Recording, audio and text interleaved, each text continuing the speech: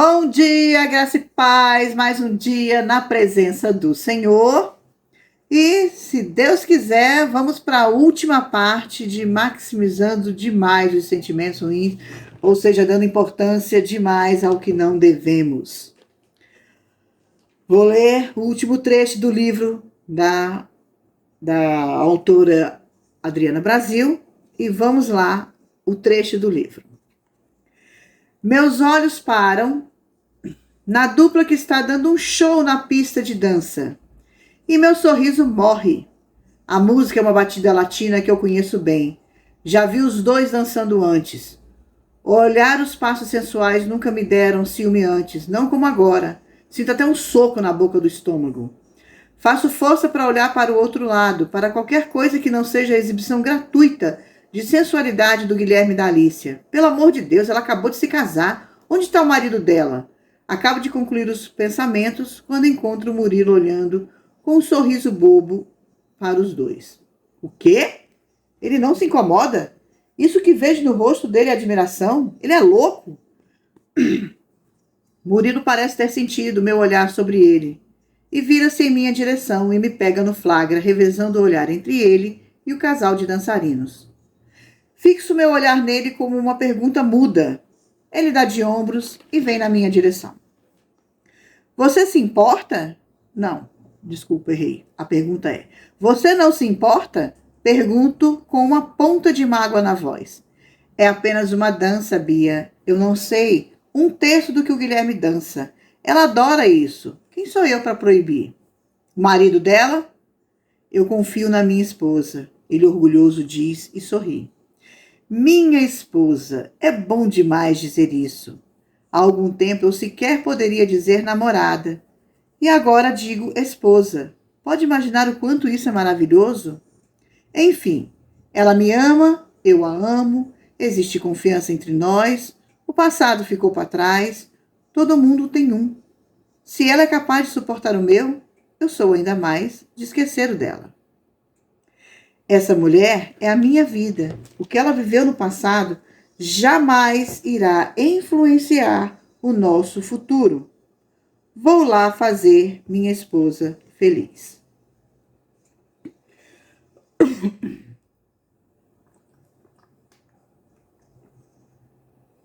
Antes de passar para o trecho bíblico, eu quero deixar claro como foi interessante a importância quando ele fala que ele não é ninguém para proibir a esposa de fazer algo. Mesmo que a Bianca diga que ele é o marido, ou seja, para ela, teoricamente, o marido tem todo o direito de proibir, ele mostra que confia na esposa e no amor deles. A Bíblia fala sobre a questão de submissão do marido à mulher. Mas essa submissão é exatamente a diferença de não é proibição. O marido não é o pai que diz você vai fazer isso, você não vai fazer isso. Em outro momento eu vou fazer um estudo sobre ser marido, deveres da esposa, o que é ser o sacerdote do seu lar. Aguardem. E eu acho tremendo quando ele fala: o que ela viveu no passado jamais irá influenciar o nosso futuro. E eu vou começar, antes de falar qualquer coisa, eu vou ler um trecho bíblico, né? Que está escrito na Epístola de Paulo aos Filipenses, capítulo 3, versículos de 13 a 14. 13 e 14. Diz assim a palavra do Senhor. Irmãos, não penso que eu já tenha alcançado, mais uma coisa faço. Esquecendo-me das coisas que ficaram para trás e avançando para as que estão adiante, prossigo para o alvo, a fim de ganhar o prêmio do chamado celestial de Deus em Cristo Jesus.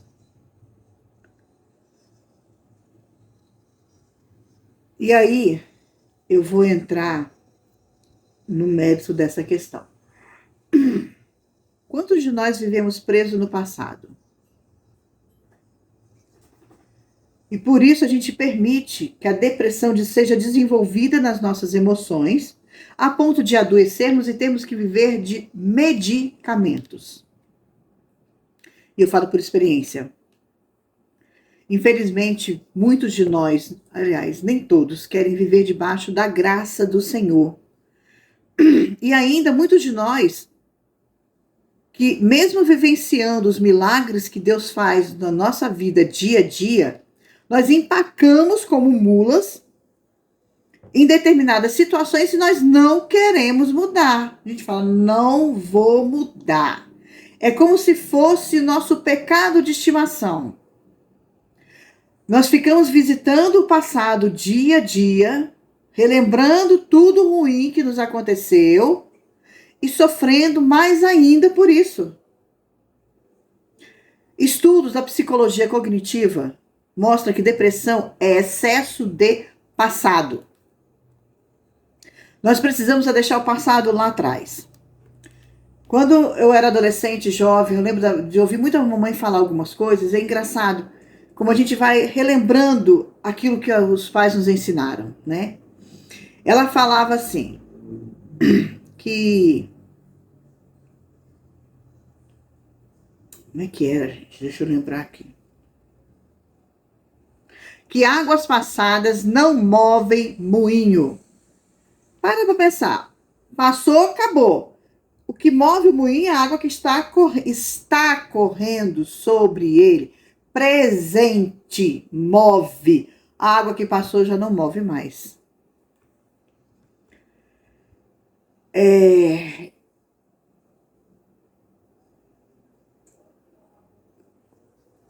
Muitas vezes, 90%, e isso eu falo por experiência própria, quando você fica relembrando o seu passado, você fica aprisionada, presa, correntes te prendem a ele e você não consegue seguir adiante. O alvo que é Cristo, você não consegue andar porque você ficou presa nas suas emoções do seu passado. Isso traz vitimação, isso vai trazendo um redemoinho de sentimentos e emoções tão ruins que você não percebe que você parou, estacionou no tempo. Eu quero deixar registrado que, apesar de eu ter me irritado profundamente com a protagonista do livro, a autora mostrou a realidade de muitas pessoas. Mas no final, o perdão venceu. E na sua vida, o que vai vencer? Você vai ficar presa no passado? Você vai perdoar e deixar? Ou você vai continuar remoendo aquilo que aconteceu de ruim na sua vida?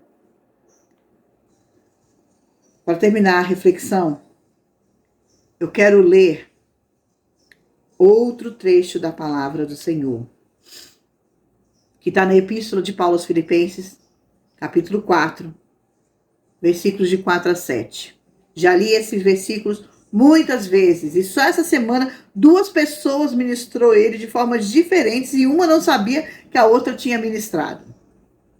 E diz assim a palavra do Senhor: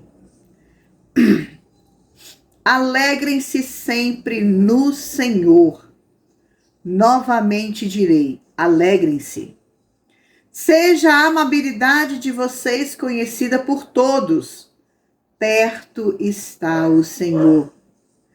Não andeis ansiosos por coisa alguma, mas em tudo, pela oração e súplica e com ações de graças, apresentem seus pedidos a Deus.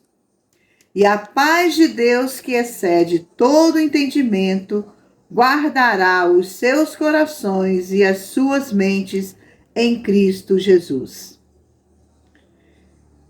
Terminando essa reflexão. Se a depressão é excesso do nosso passado, a ansiedade é o excesso de preocupação com o futuro. Já ouvi diversas vezes falarem para mim: 90% das suas preocupações são infundadas, não acontecem. E eu já vivi isso na pele, comprovei essa teoria na minha vida. Veja que a palavra de Deus em muitos textos fala para nos alegrarmos. A alegria do Senhor é a nossa força. Eu digo alegremos, outra vez alegremos. São várias para nos alegrarmos. Mas dessa em especial, ela fala 2 vezes. Alegrem-se, alegrem-se e ainda fala. Ou seja, viver em Deus já é motivo de grande alegria. E em sequência fala da questão da amabilidade. O que é amabilidade? É uma pessoa que sorri, é uma pessoa delicada, é uma pessoa gentil, que dá atenção aos outros, é uma pessoa afável, é uma pessoa que ela cortês, é uma pessoa educada, gentil, graciosa, é uma pessoa agradável de se estar perto. E a palavra diz que perto está o Senhor. E eu quero Ele perto da minha vida. Por isso eu devo me entregar cada dia mais à sua vontade, me render a isso, porque é o melhor para mim. E eu te digo que é melhor para você também. Todavia, os conselhos não terminam aí. Ele mostra que não podemos ficar ansiosos em nenhuma situação e tudo devemos levar para Deus com orações, súplicas e gratidão. Entenda, nenhuma e tudo. Nada fica fora de Deus. Até mesmo que muitas pessoas acham que é irrelevante e que não deveria ser levados a Deus. E para finalizar, devemos agir corretamente, depois de agir tudo corretamente conforme a Deus. Olha o que termina o texto. Depois a gente seguir as orientações de Deus, viver conforme Deus quer para a nossa vida, a paz que excede todo entendimento guardará o nosso coração, ou seja, as nossas emoções e a nossa mente em Cristo Jesus. Ou seja, dentro do caos que muitas vezes acometem a nossa vida, nós teremos uma serenidade que foi concedida pelo Pai. Que Ele continue nos guardando, nos guiando e nos moldando conforme a sua vontade. Vamos orar? Deus maravilhoso, foram 3 dias falando de versículos chaves que mexem com nossas emoções e o quão nós precisamos nos colocar diante de Ti, no Teu altar, para que o Senhor nos guie, para que o Senhor trate as nossas emoções, para que as nossas emoções sejam emoções maduras e emoções controladas pelo Teu Espírito Santo. E que possamos, emoções que tenhamos domínio próprio. Deus, em nome de Jesus, obrigado, porque para tudo em nossa vida, o Senhor nos deu uma saída. Obrigado, Pai, porque podemos ser rendidas diante do Teu altar e porque o Senhor nos acolhe dia a dia. Obrigado, Pai, porque podemos hoje ser chamados de filhos e temos o Senhor como Pai. Continua, Deus, transformando as nossas vidas e nos perdoa, Pai, assim como nós perdoamos aqueles que nos ofendem. Obrigado mais uma vez e abençoa o nosso dia em nome de Jesus. Amém? Deus nos abençoe e que nós possamos permitir que Ele nos trate dia a dia.